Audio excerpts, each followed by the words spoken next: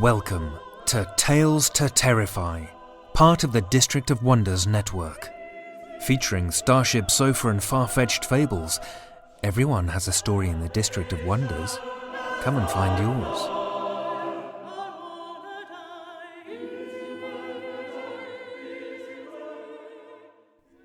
Good evening, children of the night.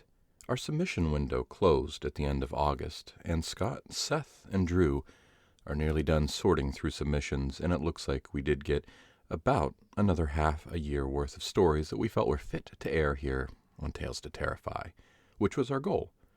If you submitted a story and haven't heard back yet, sit tight. They're nearly done with all of their work. I will also remark that if you are an author who dabbles in the particularly short stories, we'll be continuing to accept submissions for some time. The Moksha submission platform is currently closed, so if you've got some scary words typed up and they count less than 2,000, we'll accept the submissions. But remember, those are the ones that we currently don't pay for. Send them our way, and we'll keep our eyes open for them. We're looking forward to getting those stories to our generous narrators, and then out to your ears. Also, I have the recording environment that I want back, and better than ever with some new sound baffling. As I said last week, I was quite unhappy with the quality of recording that I was getting when I was working outside of the space that I liked. My final bit, before we get to what you came here for, the stories, is that a few weeks ago I mentioned that I played the new Doom video game, and if you're into action games and scary stuff, it was the right pick for you. I'll add to that list the new video game, Prey. I won't spend all day talking about it, but I enjoy the storyline, which does deal on the themes of what it means to be a person, which is a theme I do enjoy exploring, and it holds the distinction of being one of the few video games that I've ever played that made me genuinely anxious. You see, in the game there are many alien creatures that can take the form of things in the game's environment, then lay in wait to ambush you. Because of that, chairs, planters, items to pick up, coffee cups, all of these things could be a deadly alien life form waiting for the hapless, which builds a tremendous amount of distrust about the very space in which the game takes place. I didn't think I'd enjoy the game as much as I did. I picked it up for $60 American, and then 3 or 4 days later it went on sale for about half of that. So hopefully you'll have a better luck on getting the game at a bit of a discount. Let's hear some fiction. Rich Larson was born in West Africa, has studied in Rhode Island, and worked in Spain, and now writes from Ottawa, Canada.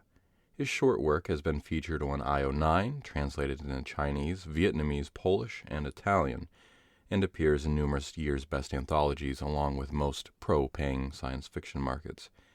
He was the most prolific author of short science fiction in 2015 and 2016. Listen with me to Rich Larson's The Blurry Man.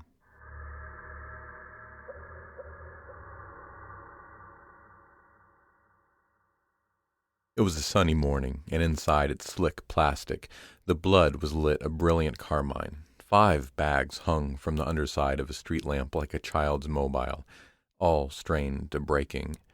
They wobbled and shivered in the cool carbon air. Beyond the hazard tape that delineated Edmonton's newest crime scene, children were playing a chanting game. Run, run, fast as you can. You don't want to play with the blurry man.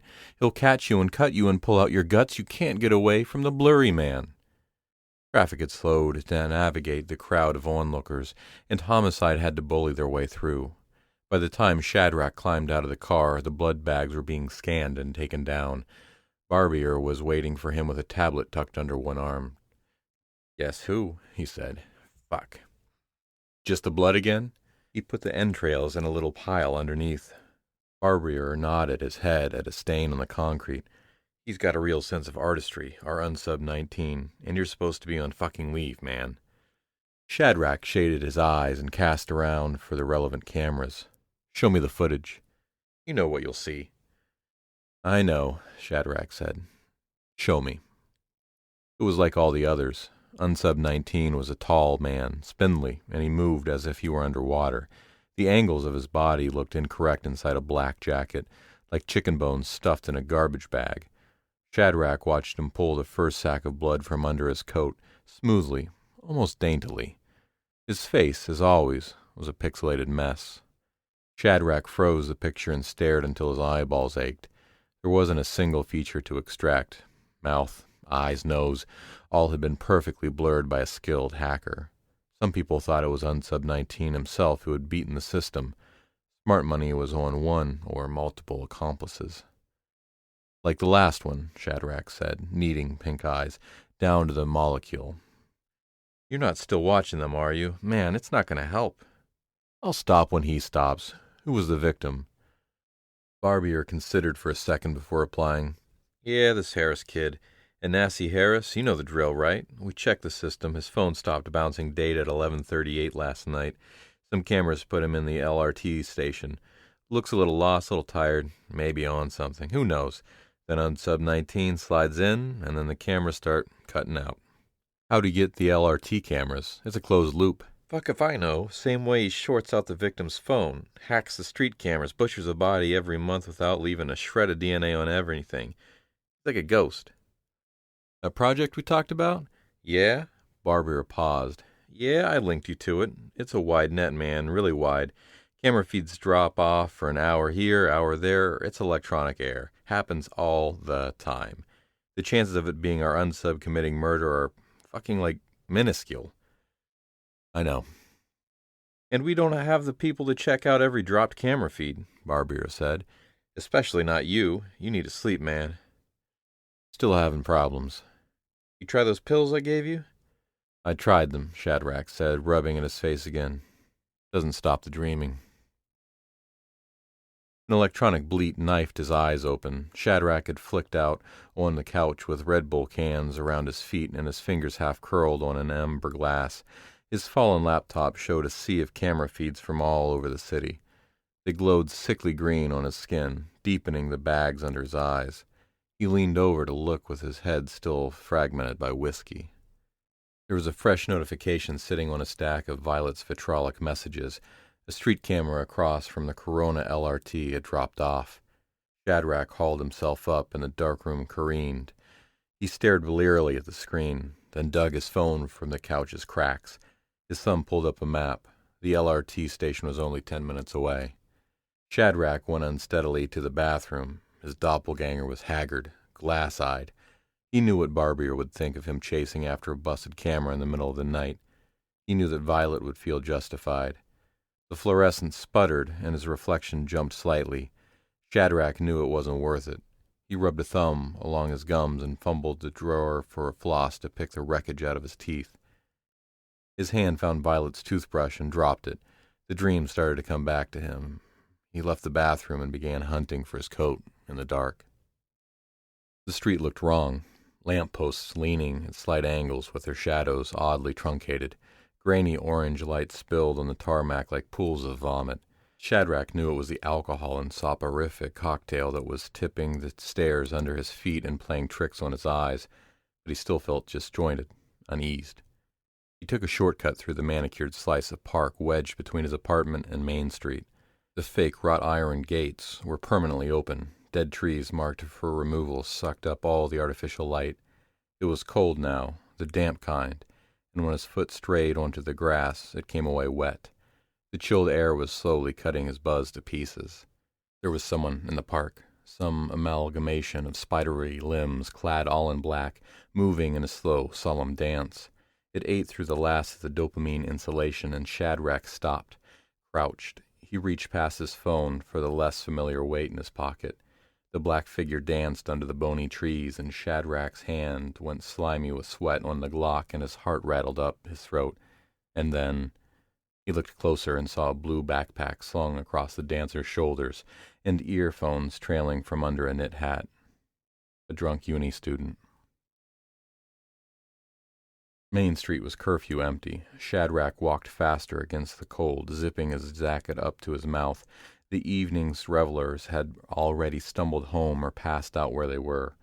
24-hour advertisements mumbled nonsense, white noise. One ambulance and then another shrieked by. Not his responsibility. He couldn't be responsible for everything, she'd said. A billboard lost power as he passed, its scrolling text suddenly flooded by black ink. The LRT station was close now. Shadrach could see its cement gullet and backlit signs. There were deep shadows under the geometric lettering.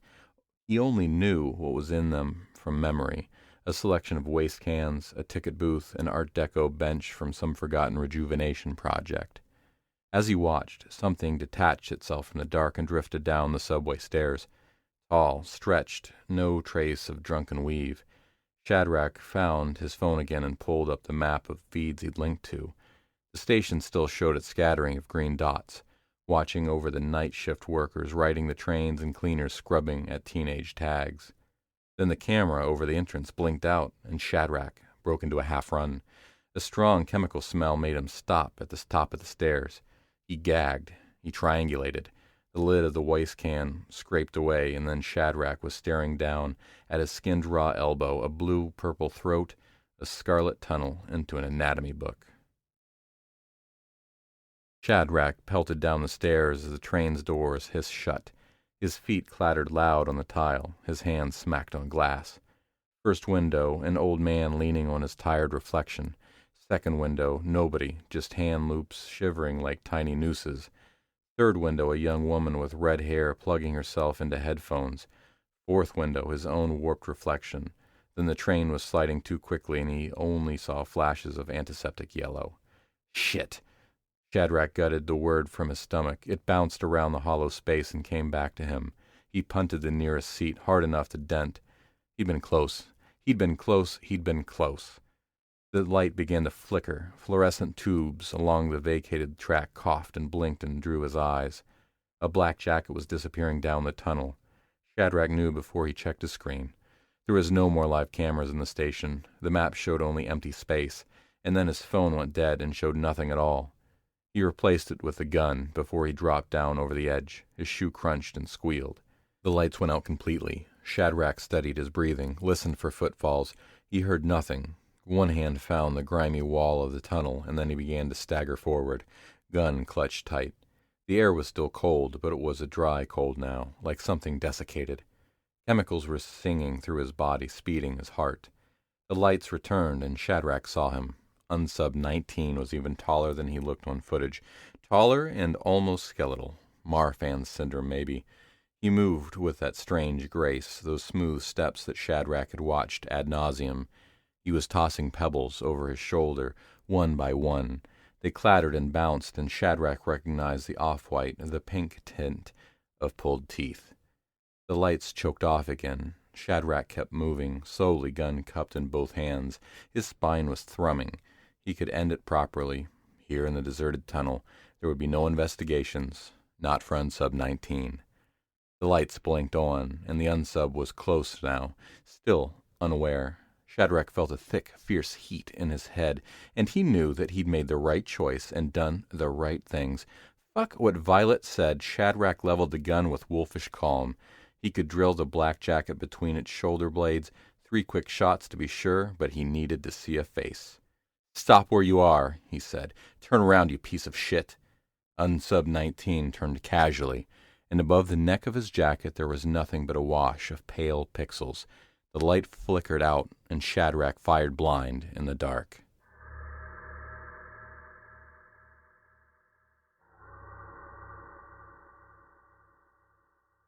That was Rich Larson's The Blurry Man, previously published in Things We Can Create from Stone Tree Publishing, as read by me. Link to my personal page will be in the show notes. Our second story comes to us from James Dorr.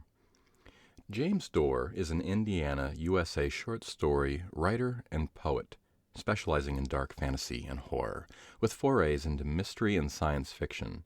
His The Tears of Isis was a 2014 Bram Stoker Award finalist for superior achievement in a fiction collection, while other books include Strange Mistresses, Tales of Wonder and Romance, Dark Loves, Tales of Mystery and Regret, and his all-poetry Vamps, a retrospective, as well as his latest, Tombs, a chronicle of latter-day times of Earth, a novel and stories published by Elder Signs Press in June 2017, an active member of SFWA and HWA. He has more than 500 individual fiction and poetry appearances in books and journals from Alfred Hitchcock's Mystery magazine to Yellow Bat Review. Lend me your ears for James Dorr's In the Octopus's Garden.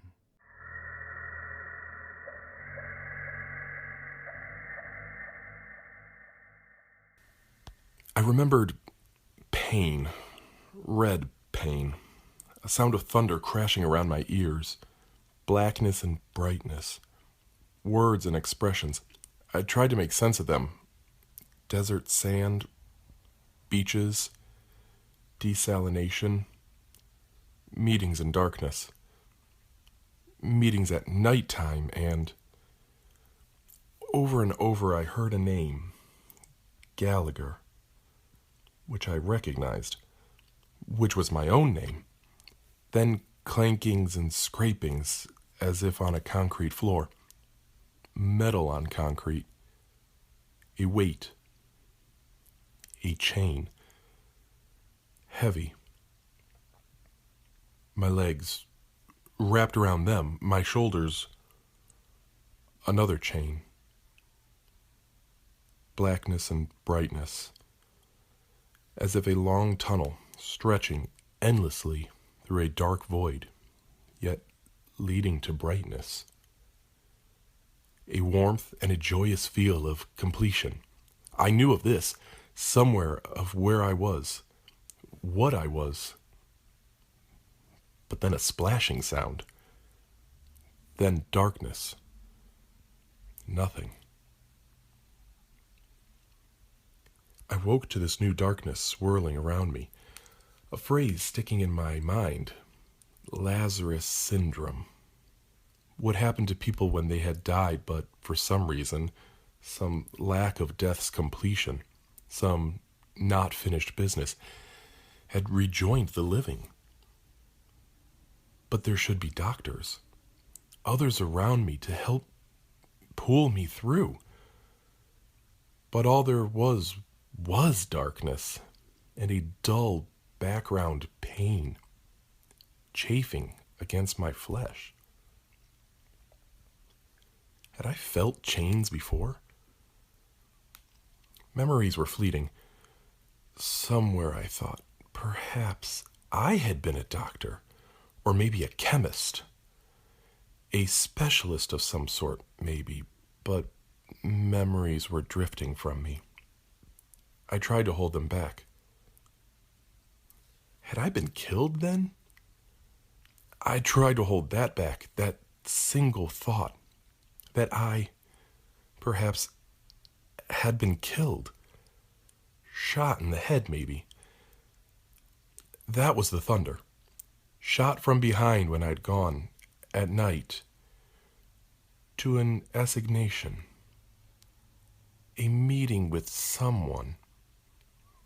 The docks of a city, or no, not the harbor, but farther. Closer to its private beaches, the town's water plant, where the ocean was cleaner, the salt removed from it, the chemicals put in. A place of shadows, of secrets, of crannies, and assignations. I tried to hold to the thought. Who was I meeting? But always the water. The place sloshed with water. I heard the water. The place of the meeting, the place where I was now, a new sound of water. And memories went from me. I tried to hold on. If I hadn't died, I was here for a reason. I felt muscles stiffen as... Then I realized, who said I had not died? And yet I was here, feeling the gases of decomposition begin to slowly collect in my body. I felt my bowels loose, smelling the stench and the water around me. I felt my eyes bulging. My eyes were open, and far above, far ahead, there was a new light, but that of a morning sun on the sea's surface. Around me, as light came, I saw brilliant colors, pinks and oranges of a coral reef, blues and aquamarines and purples, the greens of sea plants, the crystal delicateness of medusas, transparent jellyfish, drifting toward the shore at the tide's turning. And somewhere, an itching, a sort of tickling. I didn't know what from, but at least I knew this, that I had been dumped to rot in the ocean. I slept, I woke, I felt gases swell in me, then burst forth from my ears and my anus. I still weighted down with iron chains. I felt no sense of time, not of its passage. Time works differently here in the ocean, but only of cycles, only beginnings, as that of the beach that bordered the ocean. The swimmers by bright hours from the resort beach, the one closed to townspeople. I recognized human forms, male and female. Despite my death, I was still human-formed too, at least for those first cycles, even if covered with deep blue-green blotches, enlarged to pustules, spreading to blisters, the flesh tinging purple. Day cycles, week cycles, we dead keep no count, except on what seemed its own regular cycle too. One female form, in a red thong bikini, would swim above me, frolicking in the warm ocean water. And one time I realized I had an erection, then felt more tickling. The tickling of before, when I realized a fish was devouring me, sucking fluids out of me as far above me the cherry thong glistened, separating white, pumping buttocks as she swam on her back. Little realizing what watched her below her. And also my lips, my eyelids, my tongue were plagued by the tickling, and this time straining. I saw the tiny crabs crawling sideways across my splitting flesh, watched as skin loosened, peeled. And I saw from crab eyes myself eat my own body in tiny nibbles, week cycles, month cycles. Crabs, too, sense no time, but I, in an act of will, learned to project myself into these crabs' minds, into the shrimp that browsed my putrescence that had been my fingers, loosening the nails to get at the soft meat that lay beneath them, never in anything that didn't taste of me, but in those things that did. One crab, many crabs, fleets of crabs I became. Crabs and shrimp and schools of bright-colored fish, brighter than even the thong bikini that still on its schedule of surface cycles would visit my ocean. And then I knew fear again. Once a dim memory, a dim, lost memory of what may have been before. But now, with crabs' minds, a devouring panic as shadowed spokes wheel-like blotted the ocean floor. Chittering, screaming as crabs might scream, I dispersed my multiple-bodied oneness, then stretched my mind out to those fish that had tasted too, one in particular that I remembered well, seeing, above now, the reef and its carpet of brightly twisting tentacled polyps, and more of tentacles as, from below, I felt as a human. Above, I saw as a fish, as a crab felt terror all-encompassing. The octopus, wheeling, darting, feeling the shredded flesh remnants of myself as human corpse, then darting further, propelled on a water stream out of its mantle, to strike out at crab kind. And I learned the law of ocean creatures, to eat and be eaten. The law of all living things. And felt myself devoured in myriad crab bodies, and felt myself dart up toward the surface, radiating 14-inch tentacles sweeping through the water behind me.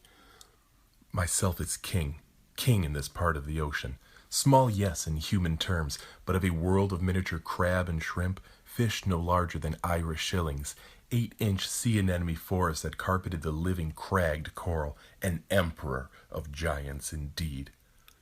And saw, amazingly, out of an eye that was even more sharply developed than human, the white female form in its cherry-red thong swimsuit, paddling slowly across the surface. And I recognized her.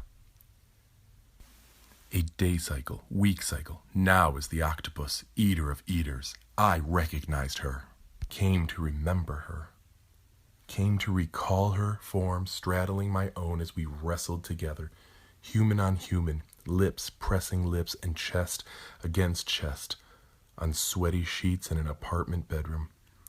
Looking up, seeing the slowly turned fan on its ceiling radiating its own octopus limbs. But after that, nothing. Except that I knew now my fascination, the thong suit I'd bought her, fascination even as octopus, wondering if I might reach with a tentacle, press it, where once hands pressed, where... But I couldn't, wondering if as crab I might pinch where once my human fingers had pinched her, gently, excitingly, and knew I couldn't, unless I concentrated all thought I could gather into a single ball, into my old body, into an act of will, willing myself to rise out of the chains whose weight still pressed me to the bottom. I felt muscles tearing, what was left of muscles, bones scrape against bones, slowly, searingly, even as tendons, what was left of tendons, disintegrated into the water. I felt myself as a cloud of bacteria rising like smoke to the ocean surface, just as I heard a scream. Felt its vibrations. As hands, strong man's hands, reached from a boat's side to pull her up from my grasp. Felt a voice.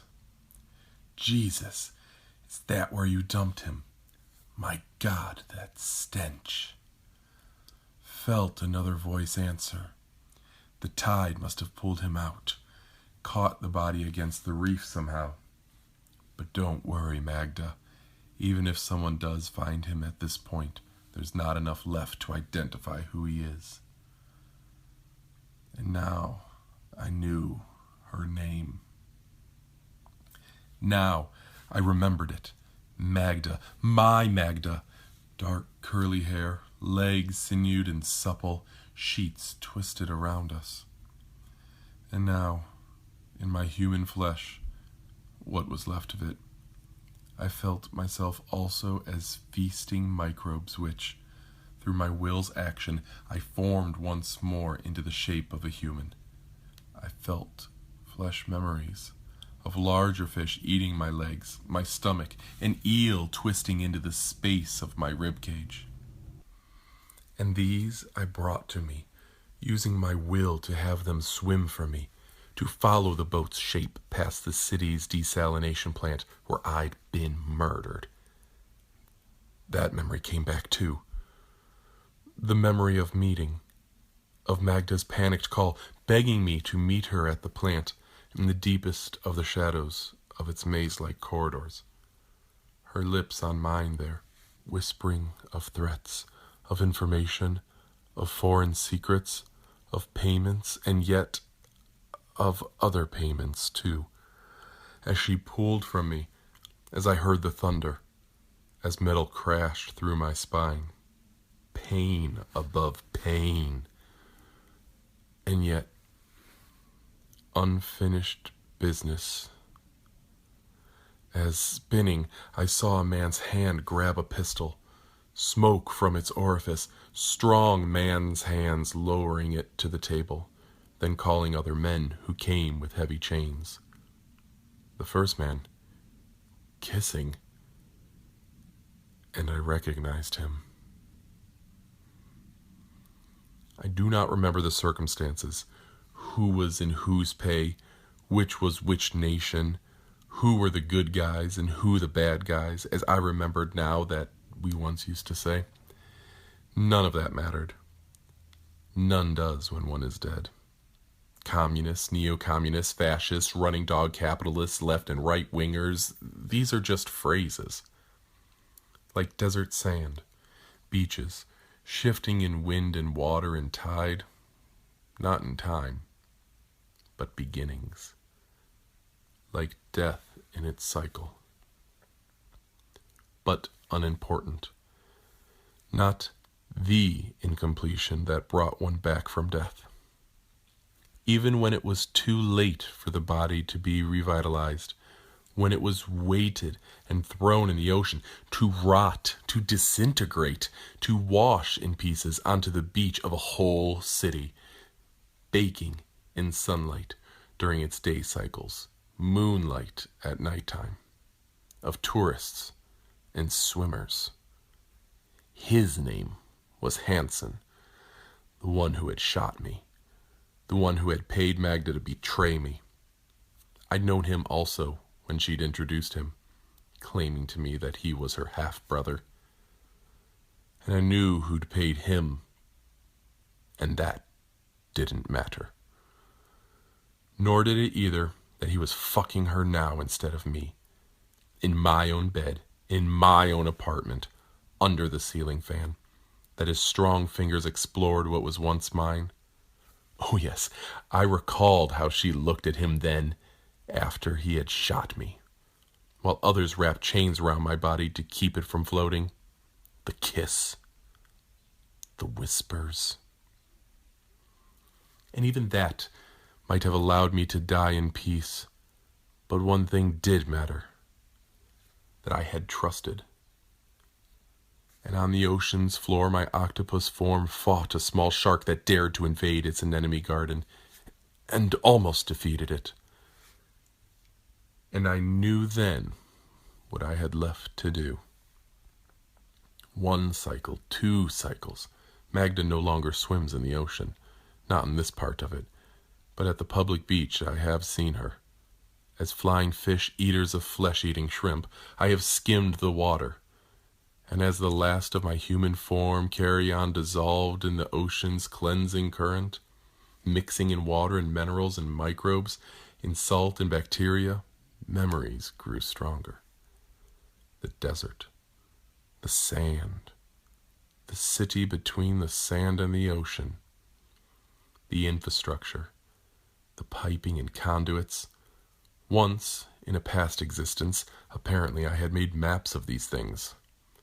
The beaches, the harbor, and all of me, still one, a chemical form now, still held by strength of will, unfinished business.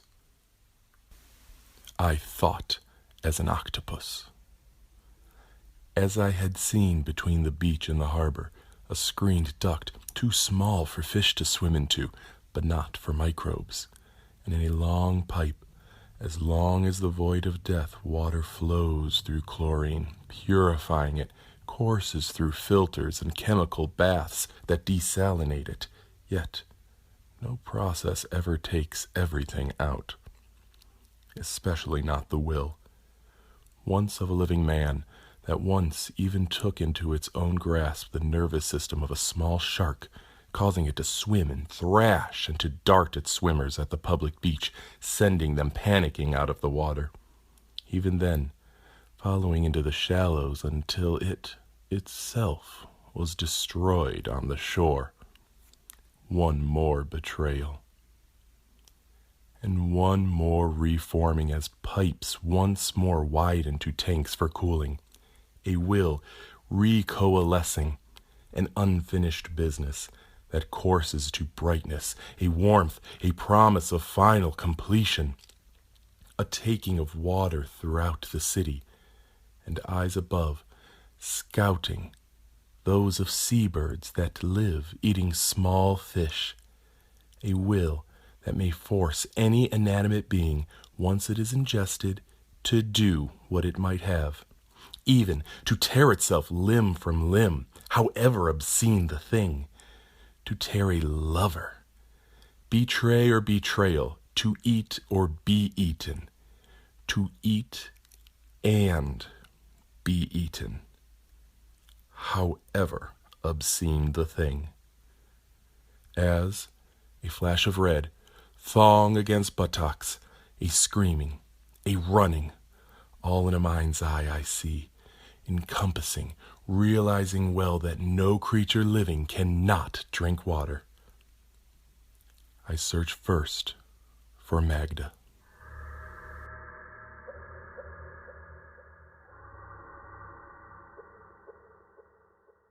That was James Dorr's In the Octopus's Garden, originally published in 69 Flavors of Paranoia, March-April 1999, as read by Jake Wachholtz.